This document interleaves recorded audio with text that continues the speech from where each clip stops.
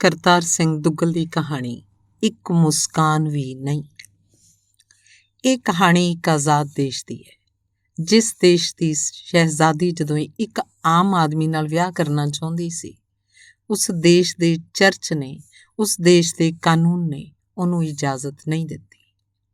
ਇਹ ਕਹਾਣੀ ਇੱਕ ਆਜ਼ਾਦ ਦੇਸ਼ ਦੀ ਹੈ, ਜਿਸ ਦੇਸ਼ ਦੀ ਸ਼ਹਿਜ਼ਾਦੀ ਦੀ ਮੁਹੱਬਤ ਦੀ ਕਾਮਯਾਬੀ ਲਈ ਉਸ ਦੇਸ਼ ਦੀਆਂ ਨੌਜਵਾਨ ਕੁੜੀਆਂ ਕਮਰਿਆਂ ਨੂੰ ਬੰਦ ਕਰ ਰੋ ਰੋ ਕੇ ਭਗਵਾਨ ਮਸੀਹ ਅੱਗੇ ਫਰਿਆਦਾਂ ਕਰਦੀਆਂ ਸਨ, ਘੁਟਨਿਆਂ ਭਾਰ ਬਹਿ ਬਹਿ ਕੇ ਦੁਆਵਾਂ ਮੰਗਦੀਆਂ ਸਨ।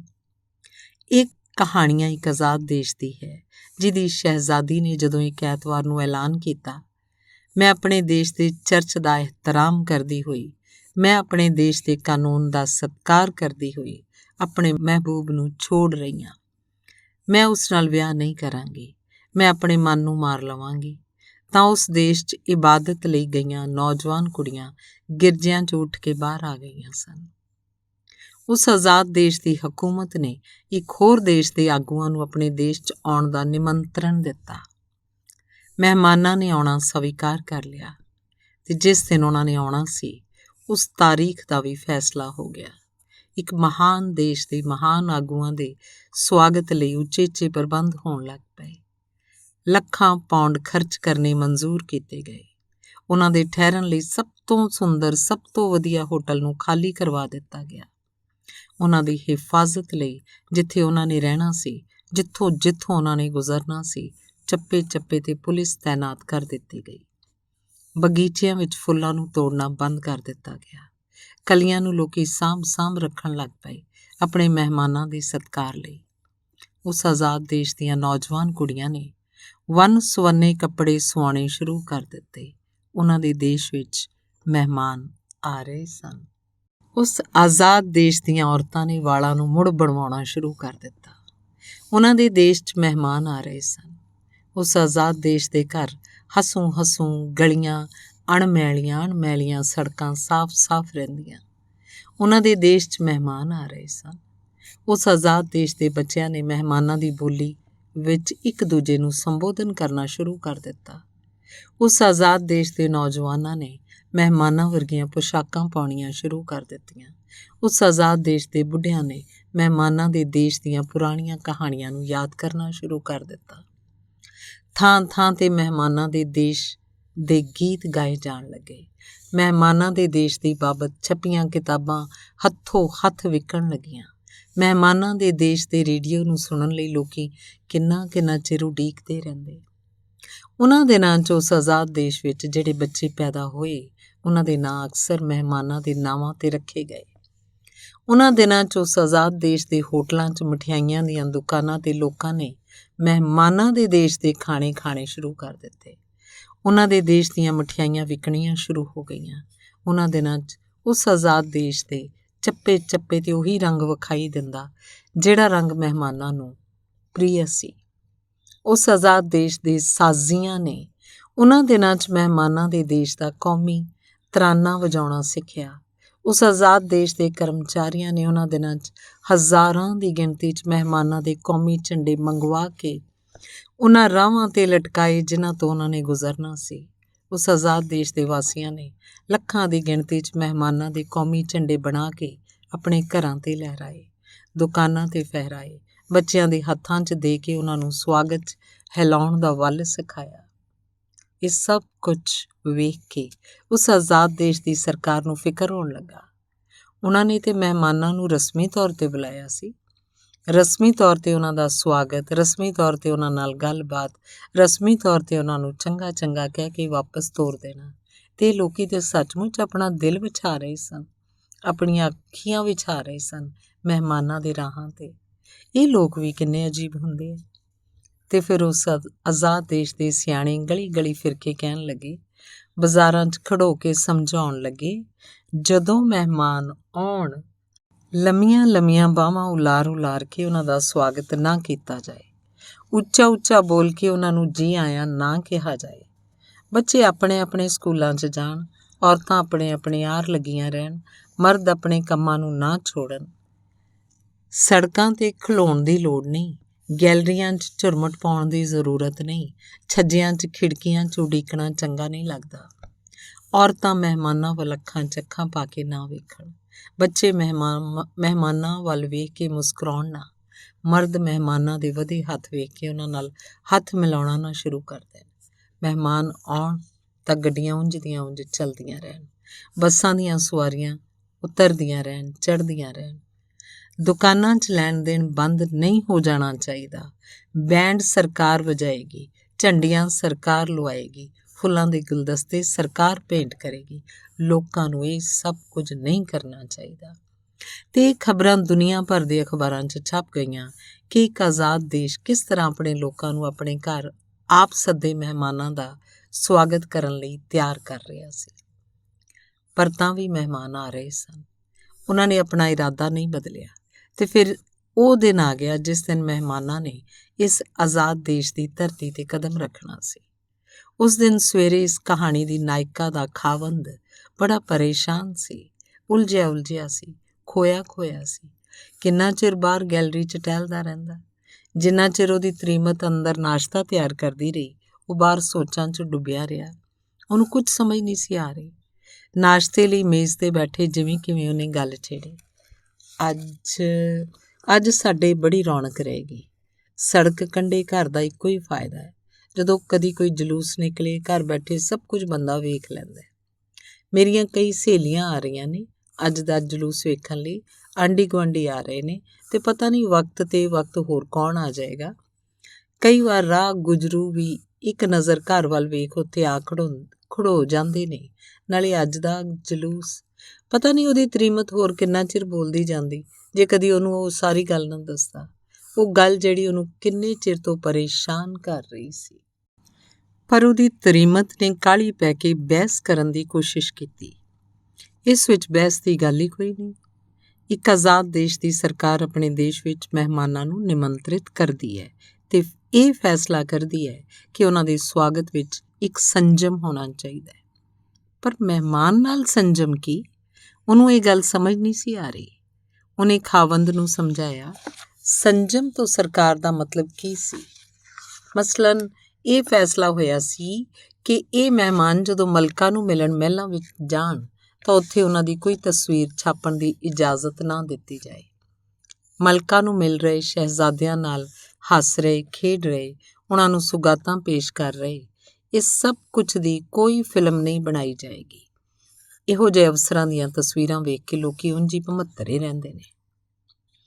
ਸਰਕਾਰ ਦਾ ਕਹਿਣਾ ਇਹ ਸੀ ਕਿ ਮਹਿਮਾਨਾਂ ਨੂੰ ਵੇਖ ਕੇ ਨੱਚਣਾ, ਕੁੱਦਣਾ, ਉੱਚਾ ਉਛਲਣਾ, ਜ਼ਿੰਦਾਬਾਦ ਜ਼ਿੰਦਾਬਾਦ ਚਿੱਲਾਉਣਾ, ਔਰਤਾਂ ਦਾ ਆਪਣੀਆਂ ਨੰਗੀਆਂ ਬਾਹਾਂ ਨੂੰ ਚੁੱਕ ਕੇ ਹੱਥਾਂ ਨੂੰ ਹਿਲਾਉਣਾ, ਆਪਣੀਆਂ ਬੁੱਲੀਆਂ ਨਾਲ ਪੋਟਿਆਂ ਨਾਲ ਚੁੰਮਣਾ, ਵਰਸਾਉਣਾ, ਇਹ ਸਭ ਕੁਝ ਵਰਜਿਤ ਸੀ।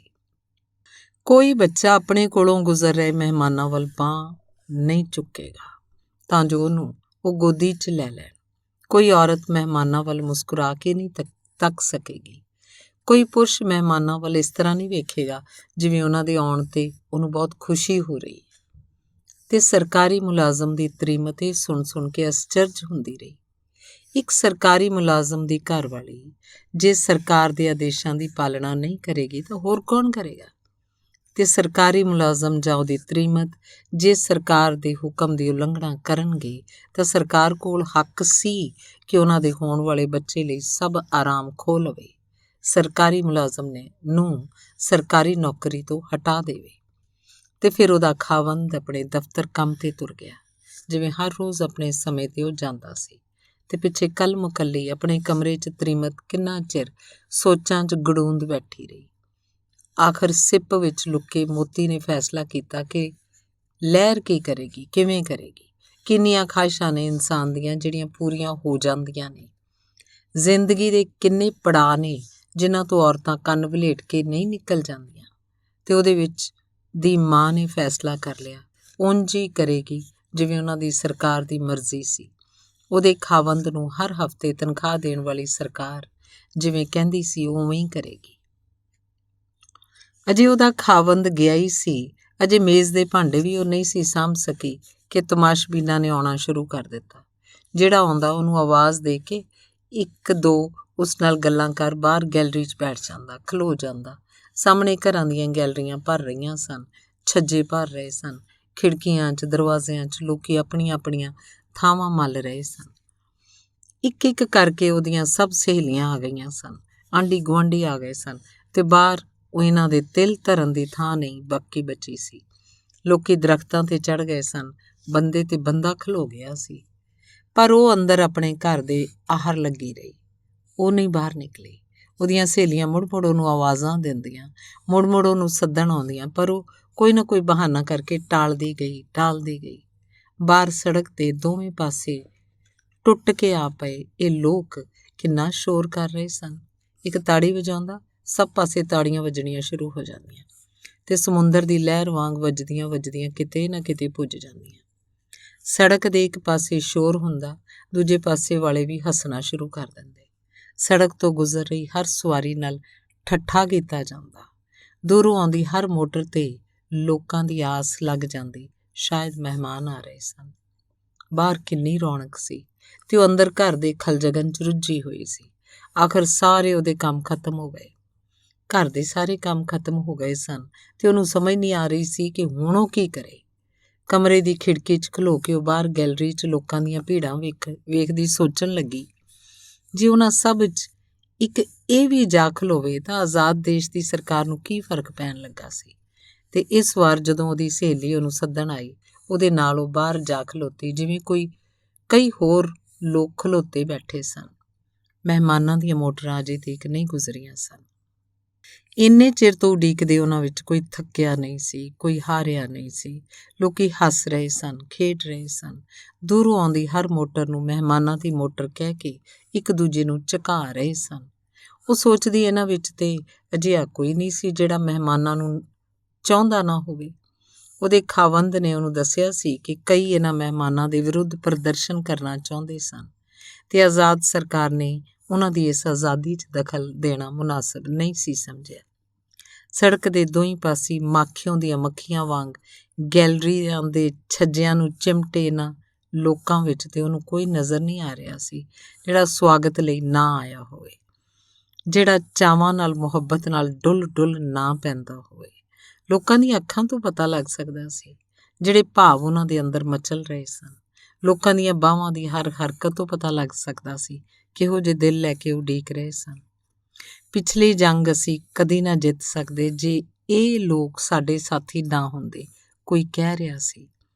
ਜਿਸ ਤਰ੍ਹਾਂ ਇਹਨਾਂ ਨੇ ਹਮਲਾਵਰਾਂ ਨੂੰ ਪਛਾੜਿਆ, ਜਿਸ ਹੌਸਲੇ ਨਾਲ ਇਹ ਲੋਕ ਲੜੇ, ਮੈਂ ਤੇ ਹੈਰਾਨ ਹੀ ਹੁੰਦਾ ਰਹਿੰਦਾ। ਕੋਈ ਹੋਰ ਬੋਲ ਰਿਹਾ ਸੀ ਤੇ ਇਸ ਤਰ੍ਹਾਂ ਗੱਲਾਂ ਸ਼ੁਰੂ ਹੋ ਪਈਆਂ।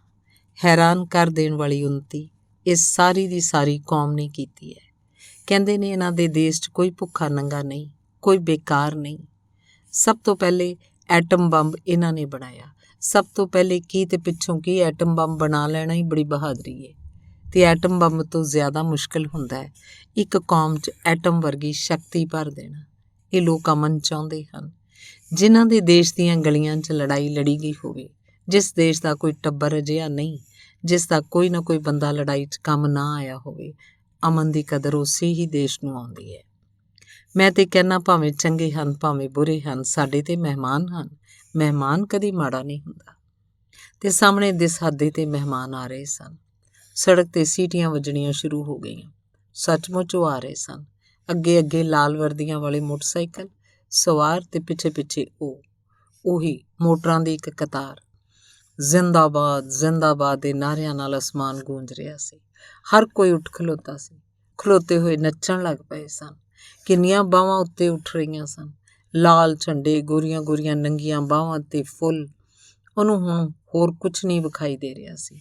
ਜ਼ਿੰਦਾਬਾਦ ਤੇ ਉਹਨੂੰ ਹੁਣ ਹੋਰ ਕੁਛ ਨਹੀਂ ਸੁਣਾਈ ਦੇ ਰਿਹਾ ਸੀ।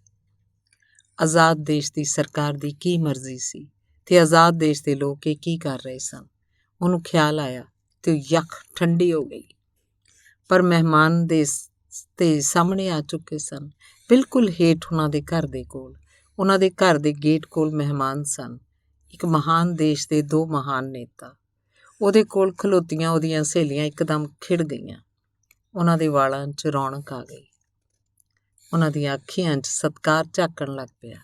ਉਹਨਾਂ ਦੇ ਪੋਟੇ ਮੁੜ ਉਹਨਾਂ ਦੀਆਂ ਬੁੱਲੀਆਂ ਵੱਲ ਜਾਂਦੇ ਤੇ ਮੁੜ ਉਛਲ ਕੇ ਉਹ ਮਹਿਮਾਨਾਂ 'ਤੇ ਚੁੰਮਣਾ ਵਰਸਾ ਰਹੀਆਂ ਸਨ।